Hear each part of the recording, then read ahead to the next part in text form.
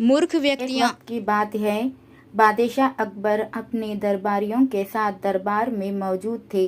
तभी उनके मन में एक बात आती है। बादशाह बोलते हैं कि मेरे आसपास हमेशा बुद्धिमान लोग रहते हैं और मैं उनके बीच रहकर बोर हो गया हूँ।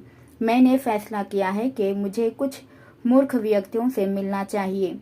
अकबर बीरबल से कहते हैं, तुमने हमेशा हमारी मदद अपने ज्ञान और चतुराई से की है। हम चाहते हैं कि इस बार भी तुम ऐसा ही कुछ करो और हमारे लिए 6 मूर्ख व्यक्ति ढूंढ कर लेकर आओ। बीरबल, जी जहाँपनाह, मैं आपके लिए 6 मूर्ख व्यक्ति जरूर ढूंढ कर लाऊंगा। अकबर, हम आपको 6 मूर्ख व्यक्ति ढूंढने के लिए 30 दिन का समय देते हैं। बीरबल, जहाँपनाह, मुझे इतने अधिक समय की आवश्यकता नहीं पड़ेगी। अकबर, ठीक है, अगर तुम उससे पहले ही मूर्ख व्यक्ति ले आ सकते हो तो ये अच्छी बात है। इसके बाद बीरबल मूर्ख व्यक्तियों की तलाश में निकल पड़ता है। बीरबल रास्ते में पूरा समय इसी सोच में था कि उसे वो मूर्ख लोग कहाँ मिलेंगे। तभी उसे गधे पर बैठा एक आदमी दिखाई देता है जो सिर पर घास की गठरी रखे हुए था। बीरबल ने तुरंत घोड़ा रोका और उससे उसकी पहचान पूछने लगा। बीरबल, कौन हो तुम और ऐसे गधे पर बैठकर और घास अपने सिर पर लेकर क्यों जा रहे हो? व्यक्ति, मैं रामू हूँ और मेरा गधा कमजोर व थका हुआ है, इसीलिए गधे का बोझ कम करने के लिए मैंने घास की गठरी अपने सिर पर रखी है। ये सुनकर बीरबल सोचता है कि मुझे पहला मूर्ख व्यक्ति मिल गया। फिर बीरबल उससे कहता है कि तुम जानवरों के बारे में इतना सोचते हो, इसलिए मैं तुम्हें बादशाह अकबर से इनाम दिलवाऊंगा। ये कहकर बीरबल उस व्यक्ति को अपने साथ चलने के लिए कहता है। इनाम की बात सुनकर रामू बीरबल के साथ हो लेता है। बीरबल और रामू कुछ दूर चले ही थे कि बीरबल को 2 व्यक्ति आपस में लड़ाई करते हुए दिखाई दिए। बीरबल उन दोनों व्यक्तियों को लड़ने से रोकता है और उनसे पूछता है कि तुम दोनों कौन हो और किस बात के लिए लड़ रहे हो? जनाब, मेरा नाम चंगू है। दूसरा व्यक्ति, और मेरा मंगू है।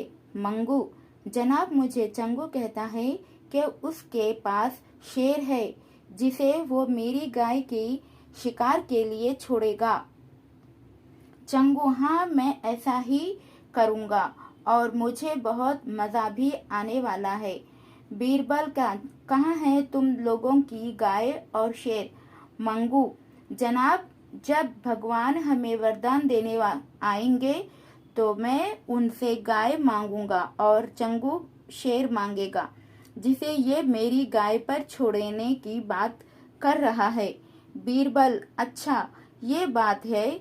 उनकी बातें सुनकर बीरबल समझ गया कि उन्हें 2 और मूर्ख व्यक्ति मिल गए हैं। बीरबल इनाम की बात कहकर उन्हें भी अपने साथ ले लेता है। उन तीनों को लेकर बीरबल अपने घर पहुंचता है और फिर सोचने लगता है कि बाकी के मूर्ख व्यक्ति कहाँ से ढूंढ कर लाऊं। बीरबल उन तीनों मूर्खों को अपने घर में ही रहने के लिए कहकर बाहर चला जाता है।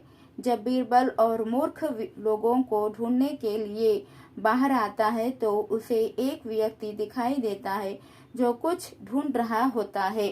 बीरबल उसके पास जाकर पूछता है कि आप क्या ढूंढ रहे हैं? व्यक्ति, जनाब, मेरी अंगूठी कहीं गिर गई है जिसे मैं काफी समय से खोज रहा हूँ, लेकिन मुझे नहीं मिल रही है। बीरबल, क्या आपको पता है कि अंगूठी कहाँ गिरी थी? व्यक्ति, दरअसल मेरी अंगूठी यहाँ से दूर उस पेड़ के पास गिरी थी, लेकिन वहाँ अंधेरा होने के कारण मैं यहाँ उसे ढूंढ रहा हूँ। बीरबल, अच्छा, ये बात है। आप कल हमारे साथ बादशाह के दरबार में चलो। मैं बादशाह अकबर से आपको दूसरी अंगूठी देने के लिए कहूँगा। व्यक्ति अच्छा ठीक है। फिर खुश होकर अगले दिन सुबह बीरबल दरबार में उन चारों मूर्खों को लेकर पहुँचता है। बीरबल, बादशाह अकबर, मैं आपके कहे अनुसार मूर्ख व्यक्तियों को ढूंढ कर ले आया हूँ। अकबर, बीरबल, तुमने तो एक ही दिन में मूर्ख व्यक्ति ढूंढ लिए।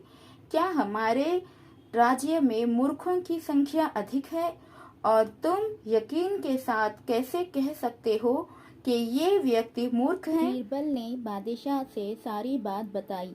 फिर अकबर कहते हैं कि ये तो केवल 4 ही लोग हैं, बाकी के 2 मूर्ख कहाँ हैं? बीरबल, जहाँ पना, यहाँ पर 6 मूर्ख व्यक्ति हैं। अकबर, यहाँ कहाँ हैं और कौन हैं? हमें भी बताओ। बीरबल, जहाँ पना, एक तो मैं स्वयं हूँ। अकबर, तुम मूर्ख कैसे हुए? बीरबल, मैं इसलिए मूर्ख हूँ क्योंकि मैं इन मूर्खों को खोज कर लाया। अकबर, फिर अकबर हंसने लगता है और कहता है कि मैं समझ गया कि दूसरा मूर्ख कौन है, पर मैं तुमसे सुनना चाहता हूँ।